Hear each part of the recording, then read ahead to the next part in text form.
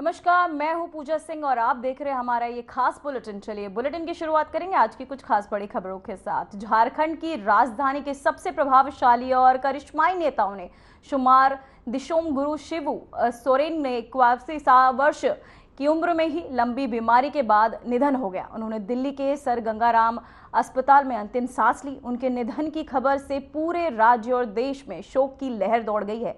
ऐसे में प्रधानमंत्री नरेंद्र मोदी ने गंगाराम अस्पताल पहुंचे हैं, जहां उनके अंतिम दर्शन के साथ ही उन्होंने मुख्यमंत्री हेमंत सोरेन से मुलाकात की और संवेदनाएं भी व्यक्त की। इससे पहले प्रधानमंत्री ने हेमंत सोरेन को फोन पर शोक जताया था और उन्हें ढांढस भी बताया था।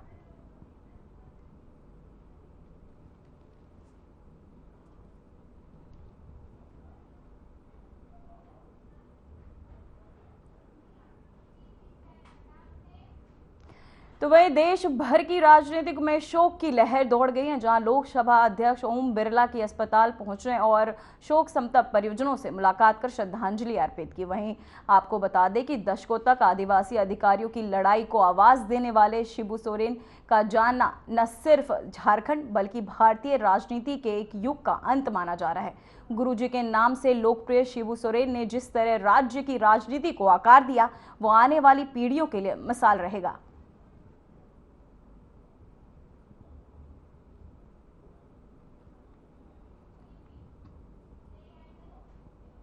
तो वहीं झारखंड के पूर्व मुख्यमंत्री और झारखंड मुक्ति मोर्चा के संस्थापक संरक्षण दिशोम गुरु शिबू सोरेन के निधन के बाद राज्य सरकार ने 3 दिवसीय राजकीय शोक की घोषणा की है। ये शोक अवधि 4 अगस्त से 6 अगस्त 2025 तक लागू रहेगी। इस अवधि में राज्य के सभी सरकारी भवनों पर राष्ट्रीय ध्वज आधे झुके रहेंगे और किसी भी प्रकार के राजकीय समारोह का आयोजन नहीं किया जाएगा।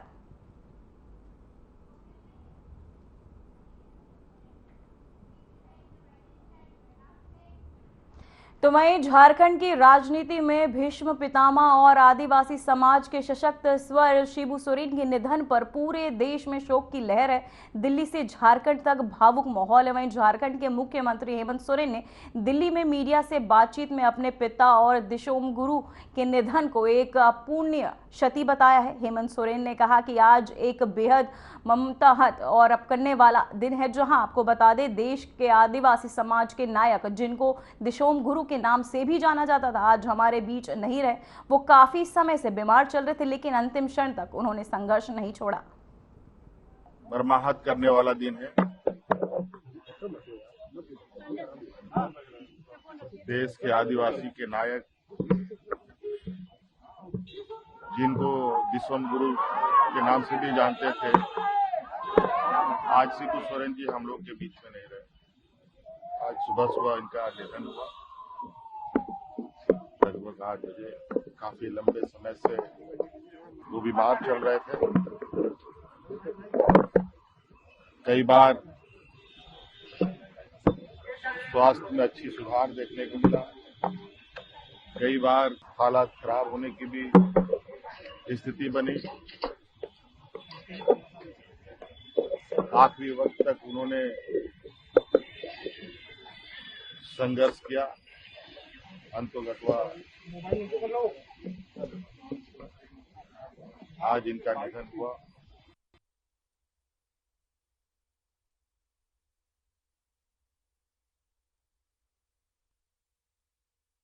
तो वहीं मध्य प्रदेश के मुख्यमंत्री मोहन यादव ने बीजेपी नेता साध्वी प्रज्ञा ठाकुर के बयान को लेकर कहा कि न्यायालय के फैसले ने सभी विवादों को स्पष्ट कर दिया। उन्होंने कहा कि कांग्रेस के तहत चलाया गया भगवा आतंकवाद का नाटक पूरी तरह से फेल हो चुका है। मुख्यमंत्री मोहन यादव ने यह भी जोर दिया कि हिंदू कभी आतंकवादी नहीं हो सकता और ये बात न्यायालय ने भी दोबारा साबित कर दी है। सब अपने आप ओपन हो ही गया, जो हम शुरू से कह रहे थे। साध्वी जी के सामने जो न्यायालय ने फैसला दिया, वो दूध का दूध पानी का पानी हो गया। कांग्रेस के सारे षड्यंत्र फेल हुए और कांग्रेस ने एक मनगढ़ंत भगवा आतंकवाद का जो एक वितंडावाद, एक नया नाटक खड़ा किया था, वो सब कुछ ओपन हुआ है। हिंदू कभी आतंकवादी नहीं हो सकता, ये एक बार न्यायालय ने फिर सिद्ध।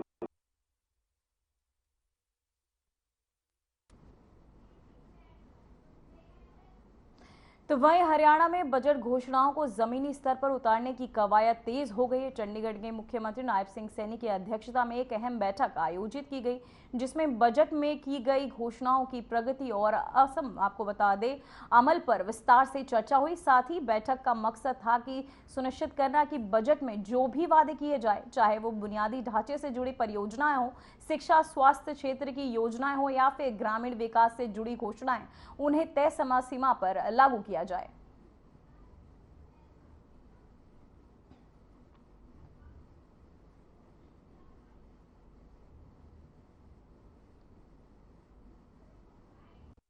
और मेरे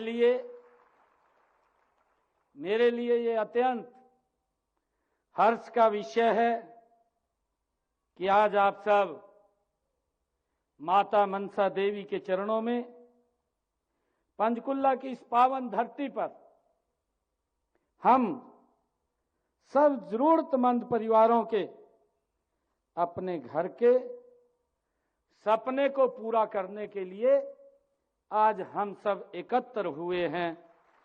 मैं सबसे पहले आप सभी का दिल से स्वागत करता हूं, आप सभी का अभिनंदन करता हूं। मेरे लिए बड़े गर्व की बात है।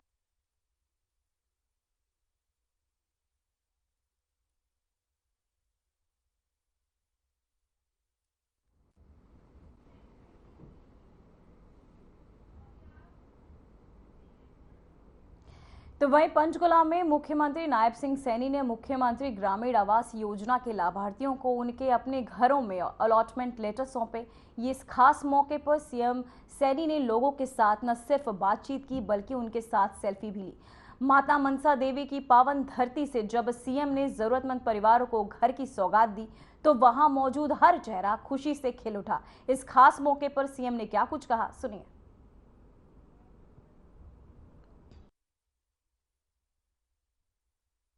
और मेरे लिए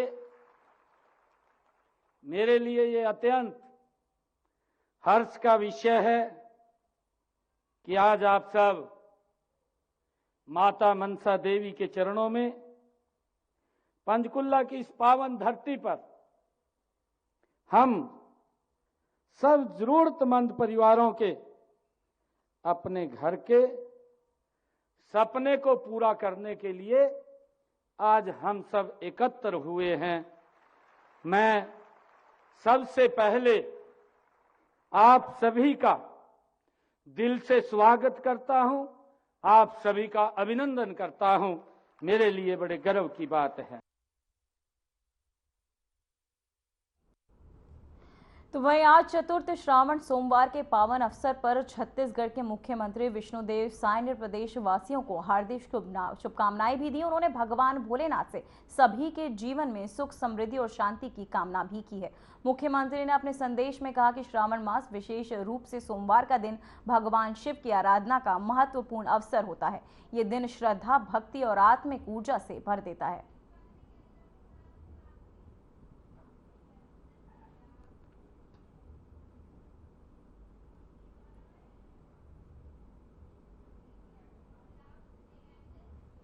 तो वहीं छत्तीसगढ़ के उप मुख्यमंत्री विजय शर्मा के मार्गदर्शन में जनपद उपाध्यक्ष गणेश तिवारी सहित कई स्थानीय नेता और युवा सेवक श्रावण मास के में नर्मदा में जल लेकर आपको बता दें नर्मदा से जल लेकर भोरमदेव मंदिर जाने वाले कांवड़ियों की सेवा कर रहे थे।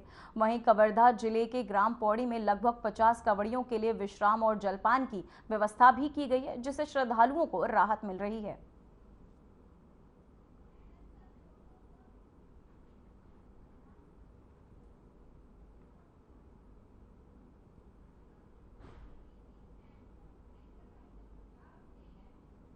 तो वहीं उत्तराखंड में भारी बारिश और भूस्खलन के बीच मुख्यमंत्री पुष्कर सिंह धामी ने हरिद्वार से हालात की समीक्षा की और प्रशासनिक आपको बता दें कि अमले को लेकर कड़े निर्देश भी जारी किए। वहीं मुख्यमंत्री ने कहा कि आपदा की इस बड़ी घड़ी में साथ ही एसडीआरएफ, एनडीआरएफ, आपदा प्रबंधन विभाग और पुलिस को समन्वय के साथ हर प्रभावित क्षेत्र में राहत और पुनर्वास के कार्यों को तेजी से अंजाम देना होगा। वहीं मुख्यमंत्री ने स्पष्ट किया कि जहां जहां जलभराव या भूस्खलन की स्थिति है वहां लोगों को फौरन सुरक्षित स्थानों पर स्थानांतरित किया जाए।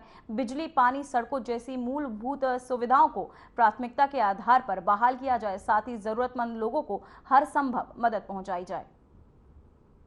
हम लगातार सभी आपदा प्रबंधन विभाग, हमारा SDRF, NDRF, अन्य विभाग, सारे जिलाधिकारी, सारे पुलिस के अधिकारी, सभी लोग समन्वय बनाकर काम कर रहे हैं। आज प्रातःकाल भी मैंने सभी जिलाधिकारियों के साथ बैठक की है और सभी को निर्देश दिए हैं कि जहां जल भराव हो रहा है, जहां भूस्खलन हो रहा है या हमारे पुल इत्यादि जो जिनको नुकसान पहुंचा है उनको तत्काल रिस्टोर किया जाए और लोगों को हर संभव सहायता की जाए।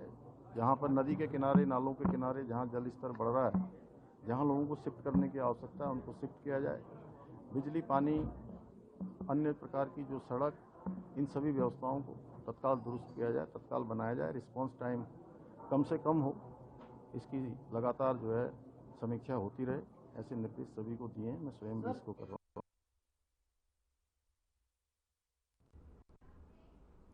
तो वहीं संसद के मॉनसून सत्र में विपक्ष के हंगामे का सिलसिला थमने का नाम नहीं ले रहा है। चाहे SIR का मुद्दा हो या ऑपरेशन सिंदूर की बहस, हर दिन विपक्ष की ओर से सदन में हंगामा देखा जा रहा है। इन्हीं तमाम मुद्दों पर आर्यन टीवी के संवाददाता विजय चौधरी ने दक्षिणी दिल्ली की सांसद कमलजीत आपको बताते चले सहरावत से खास बातचीत भी की है। सांसद कमलजीत ने कहा कि विपक्ष का काम सिर्फ हंगामा करना हो गया है, वहीं उनके पास कोई ठोस चारा भी नहीं रहा है। हमारे साथ खास बातचीत करने के लिए मौजूद हैं दिल्ली से सांसद कमलजीत सहरावत जी। मैम, चूंकि सत्र चालू है, ऐसे में विपक्ष का जो है लगातार हंगामा देखने को मिला। वो SIR का मुद्दा ले, चाहे ऑपरेशन सिंदूर का मुद्दा ले, क्या कहेंगे आप? मानसून सत्र के पहले दिन से विपक्ष का रुख बहुत नकारात्मक है और लगातार वो हाउस को डिस्टर्ब करने की कोशिश कर रहे हैं। पहले ऑपरेशन सिंदूर की मांग थी, जिसे सरकार ने स्वीकार किया। ऑपरेशन सिंदूर में भी उनके सवाल और उनकी जो बातें, तथ्य थी, वो देश के सम्मान को ठेस पहुंचाने वाली थी। ऑपरेशन सिंदूर पर जब चर्चा हो गई तो उसके बाद वो SIR को लेकर लगातार हाउस में नेगेटिव बात कर रहे हैं और हाउस को चलने नहीं दे रहे हैं। जबकि मुझे लगता है कि SIR एक बहुत आवश्यक प्रक्रिया है। किसी भी चुनाव से पहले उस प्रदेश की वोटर लिस्ट का गहन प्रशिक्षण होना चाहिए। तो बिहार में अगर SIR हो रही है, वोटर लिस्ट को चेक किया जा रहा है और उसमें से क्या जिनकी मृत्यु हो गई लोगों को ना हटाया जाए, क्या जिनके नाम 2 जगह क्या उनको ना हटाया जाए। तो इस तरह के जो बातें कर रहे हैं कि SIR के ऊपर सवाल है, मुझे लगता है गलत है और लगातार विपक्ष की नकारात्मक भूमिका को देश देख रहा है। वहीं बात करें मैम, बिहार विधानसभा चुनाव भी नजदीक है। ऐसे में क्या लगता है, जैसे दिल्ली में जिस तरीके से चुनाव हुई, उस तरीके से क्या बिहार में भी देखने को मिलेगा? बिहार की जनता बहुत समझदार है, वो विकास के साथ चलना चाहते हैं और उन्हें पता है कि विकास की गति को तभी बल मिलेगा जब वहां पर भाजपा या NDA की सरकार जो हमारी मिलकर बनती है वो बनेगी। और इसीलिए विपक्ष को पता है कि उनकी हार निश्चित है बिहार में और अपनी हार को अभी से संरक्षण देने के लिए वो इस तरह का शोर कर रहे हैं ताकि अपनी हार के कारण वो अभी से गनगनाना शुरू कर दें। देखते हैं हमारे साथ बात करने के लिए दिल्ली से सांसद कमलजीत सहरावत जी, जिन्होंने बताया विपक्ष का काम है हंगामा करना, लेकिन हम विपक्ष से नहीं डरते। उनका जो है, उनको झूठे आरोपों के ऊपर, वो जो है झूठे बयानों पे जो है उनको कोई बात नहीं रहती, तब वो सदन में जाके जो है हंगामा करते हैं। उनसे कोई फर्क नहीं पड़ता, हम अपना काम करते रहेंगे। तमाम के साथ बने रहे। कैमरामैन राहुल के साथ विजय चौधरी, आर्यन टीवी, दिल्ली। इंडिया गठबंधन की अहम बैठक 7 अगस्त को होने जा रही है और इसके लिए राहुल गांधी ने सभी प्रमुख नेताओं को व्यक्तिगत रूप से आमंत्रण दे दिया है। वहीं शिवसेना नेता संजय राउत ने जानकारी दी है कि उद्धव ठाकरे 6 अगस्त को दिल्ली पहुंचेंगे और 8 अगस्त तक राजधानी में ही रहेंगे। इस दौरान वे इंडिया ब्लॉक की बैठक में शामिल होंगे, कई दिग्गज नेताओं से मुलाकात करेंगे और संसद परिसर में पार्टी के नए कार्यालय का भी दौरा करेंगे। तारीख को इंडिया ब्लॉक की मीटिंग है और राहुल गांधी जी इस मीटिंग के निमंत्रक हैं। राहुल गांधी जी ने सबको खुद फोन करके निमंत्रण दिया है, उसमें उद्धव ठाकरे जी भी है। तो उद्धव ठाकरे जी दिल्ली में उस बैठक के लिए आएंगे। 7 तारीख की जो बैठक है, उद्धव जी 6 तारीख को दिल्ली में आएंगे और 8 तारीख तक दिल्ली में रहेंगे। मीटिंग में भी शामिल होंगे, सबसे मिलेंगे। संसद भवन में हमारा जो पार्टी का नया कार्यालय बना है वहाँ भी जाएंगे और दिल्ली में जो प्रमुख नेता है उनसे मिलने की हम कोशिश करेंगे।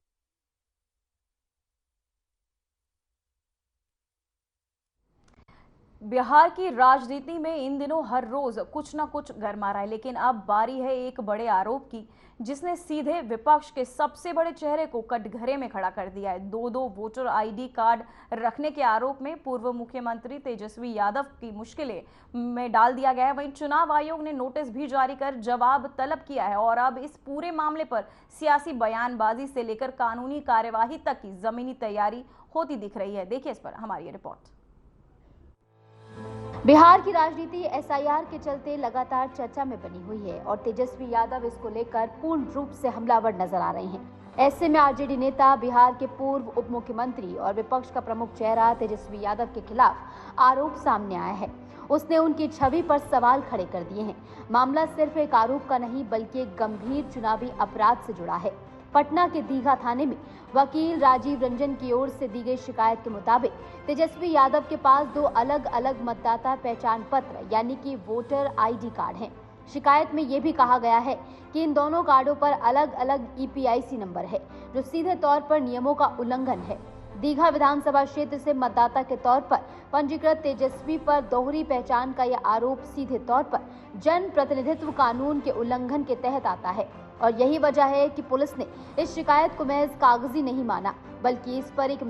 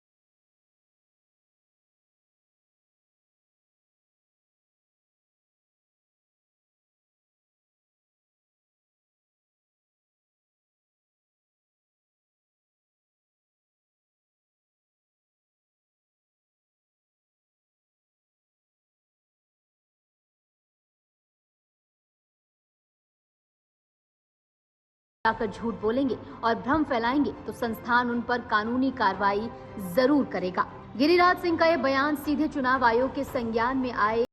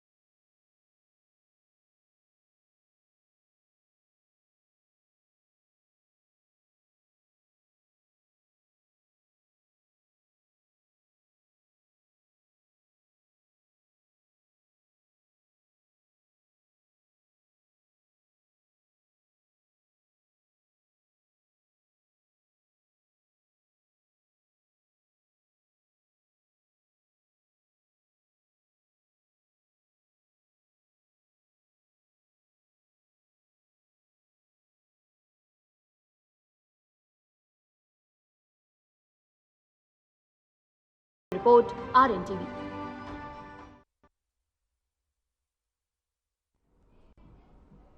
मालेगांव विस्फोट मामले में एनआईए कोर्ट से बड़ी राहत मिलने के बाद बीजेपी नेता और भोपाल सांसद साध्वी प्रज्ञा सिंह ठाकुर पहली बार अपने गृह नगर भोपाल पहुंची। भोपाल पहुंचने ही उन्होंने समर्थकों ने उनका जोरदार स्वागत भी किया। फूल मालाएं, ढोल नगाड़े और जयकारों के बीच साध्वी प्रज्ञा सिंह ठाकुर ने जनता का आभार व्यक्त किया।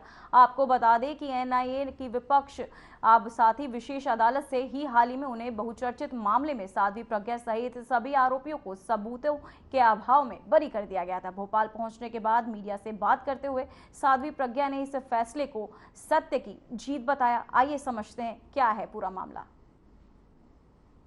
महाराष्ट्र के मालेगांव में हुए शक्तिशाली बम धमाके को आज लगभग 17 साल हो चुके हैं। 29 सितंबर 2008 एक ऐसा दिन जब धमाके की गूंज ने न सिर्फ मालेगांव को हिला दिया था बल्कि देश भर को हादसे में डाल दिया था।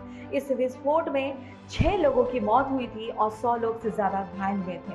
और अब सालों की सुनवाई, जांच और गवाही के बाद मुंबई की एक विशेष एनआई अदालत ने इस बहुचर्चित मामले में फैसला सुना दिया।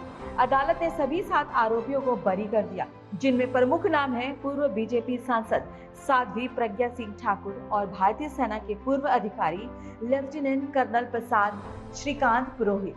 इस फैसले के बाद साध्वी प्रज्ञा सिंह ठाकुर ने इसे सत्य और न्याय की जीत बताया। वहीं मालेगांव विस्फोट मामले में फैसला सुनाते हुए विशेष एनआईए अदालत ने साफ किया कि अभियोजन पक्ष ये सिद्ध करने में सफल रहा कि 2008 में मालेगांव में एक शक्तिशाली विस्फोट हुआ था, लेकिन ये साबित नहीं कर सकी कि विस्फोट एक मोटरसाइकिल में रखा गया था।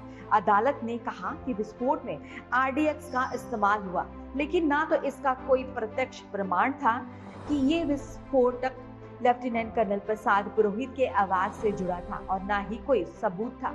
अदालत ने ये भी स्पष्ट किया कि जिस मोटरसाइकिल प्रज्ञा सिंह ठाकुर की होने का ठोस प्रमाण भी नहीं मिला। 2008 के मालेगांव विस्फोट मामले में एनआईए कोर्ट द्वारा सभी 7 आरोपियों को बरी किए जाने के बाद बीजेपी नेता और भोपाल सांसद साध्वी प्रज्ञा सिंह ठाकुर पहली बार अपने आवास पर पहुंची।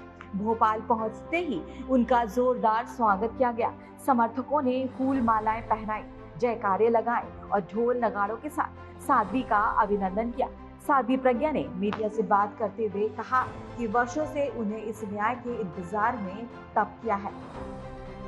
बीजेपी सांसद साध्वी प्रज्ञा सिंह ठाकुर ने भोपाल में मीडिया से बातचीत में खुलासा किया कि जांच के दौरान उन पर दबाव बनाया गया था कि वे कुछ बड़े बड़े लोगों के नाम लें, लेकिन उन्होंने इनकार कर दिया। साथ ही कहा कि मुझसे बहुत बड़े बड़े लोगों के नाम जबरदस्ती बुलवाने की कोशिश की गई, लेकिन मैंने वो नाम नहीं लिए। साध्वी यही नहीं रुकी, उन्होंने मुंबई के पूर्व पुलिस कमिश्नर परमबीर सिंह पर सीधा हमला बोला। कहा कि परमबीर सिंह बहुत निकृष्ट और अदम व्यक्ति है, क्योंकि उसने हर सीमा पार की। साध्वी प्रज्ञा का ये आरोप ऐसे समय में आया जब कोर्ट से उन्हें क्लीन चिट मिल चुकी है और वो उन लोगों को निशाने पर ले रही है जो उनके मुताबिक साजिश का हिस्सा थे।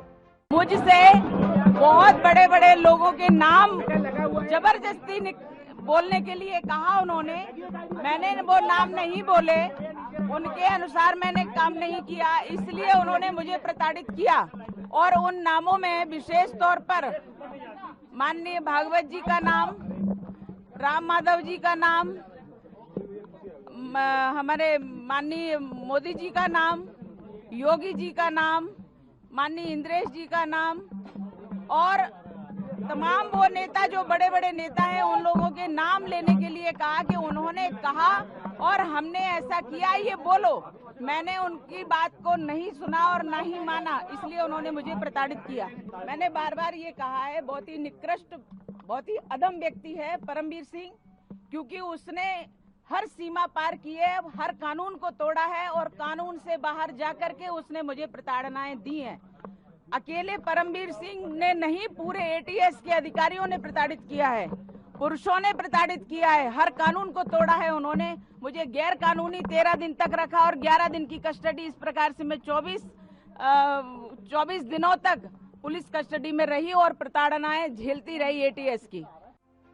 2008 मालेगांव विस्फोट मामले में बरी होने के बाद बीजेपी नेता साध्वी प्रज्ञा सिंह ठाकुर का एक और सनसनीखेज दावा सामने आया। साध्वी प्रज्ञा ने खुलकर कहा कि उससे देश के 2 शीर्ष नेताओं प्रधानमंत्री नरेंद्र मोदी और उत्तर प्रदेश के मुख्यमंत्री योगी आदित्यनाथ का नाम लेने का दबाव बनाया गया था। इस खुलासे के बाद राजनीति गलियारों में हलचल है और जांच एजेंसियों की भूमिका पर भी नए सिरे से सवाल खड़े हो रहे हैं। दबाव बनाया था और दबाव में लेकिन मैं आई नहीं और मैंने किसी का भी नाम नहीं लिया, झूठा नाम नहीं लिया। जो वो कहलवाने थे, झूठा प्रचार कर रहे थे, मैंने नहीं किया और इसलिए मुझे इतना टॉर्चर किया गया। मालेगांव विस्फोट मामले में कोर्ट से बरी होने के बाद बीजेपी नेता साध्वी प्रज्ञा सिंह ठाकुर अब खुलकर निशाना साध रही है। भगवा आतंकवाद कहे जाने पर साध्वी ने विपक्ष और खास तौर पर कांग्रेस को आड़े हाथों लिया। कहा, भगवा आतंकवाद कहने वालों के मुंह काले हुए हैं। समाज और देश ने उन्हें एक ठोस जवाब दिया है। अदालत का फैसला बिल्कुल स्पष्ट है। ये उन लोगों के मुंह पर तमाचा है जिन्होंने इसे भगवा आतंकवाद कहा। और सत्यमेव जयते, ये जो हमारे शास्त्रों में कहा गया है, ये सिद्ध हुआ है। भगवा आतंकवाद कहने वालों के मुंह काले हुए हैं। उनको समाज ने, देश ने बहुत अच्छे से जवाब दिया है। कोर्ट ने जिस प्रकार से निर्णय दिया है, एकदम स्पष्ट निर्णय है और वह उनके मुंह पर विरोधियों और भगवा को आतंकवाद कहने वालों के ऊपर तमाचा। करीब 17 साल पुराने मालेगांव विस्फोट मामले में न्यायपालिका का फैसला अब सामने है और इसके साथ ही कई राजनीतिक सवाल भी खड़े हो रहे हैं। एक और अदालत ने सबूतों के अभाव में सभी आरोपियों को बरी कर दिया, तो वहीं दूसरी ओर साध्वी प्रज्ञा सिंह ठाकुर जैसे नेता इस केस को राजनीतिक साजिश और आस्था पर हमला करार दे रहे हैं। अब जब अदालत ने फैसला सुना दिया है तो नजरें इस बात पर हैं कि क्या ये अध्याय यही समाप्त होगा या फिर इसके कानूनी और राजनीतिक असर अभी बाकी है। मामला चाहे जो भी रहा हो, लेकिन ये सच है कि 17 साल की इस लंबी कानूनी लड़ाई ने न केवल कानून और राजनीति को प्रभावित किया, बल्कि समाज, धर्म, आतंक और न्याय के मुद्दे पर गहरी बहस भी खड़ी कर दी है। Bureau report, Aryan TV. फिलहाल खबरों में बस इतना ही। मुझे दीजिए इजाजत। नमस्कार।